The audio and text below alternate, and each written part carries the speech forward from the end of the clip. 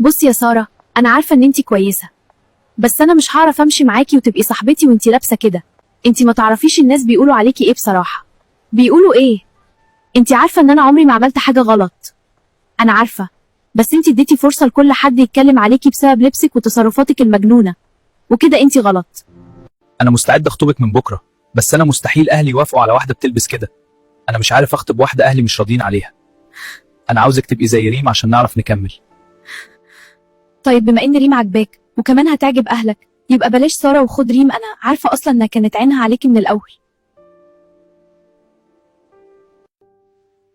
تخيلي يا ماما، ريم صاحبتي اللي كنت بعتبرها أختي، عينيها كانت على أحمد وكمان ضحكت عليه يا ماما.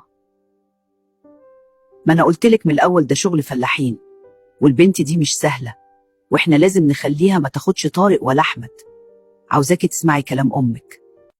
ازيك يا سارة، عاملة ايه؟ عاوزاكي تجيلي البيت حالا يا ريم، في موضوع مهم وعايزاكي فيه حبيبتي. تفتكروا ريم هي اللي حاولت تاخد أحمد مني، ولا أحمد هو اللي أعجب بيها عشان هي محجبة؟ عاوزة رأيكم في الكومنت، أنا بجد محتارة.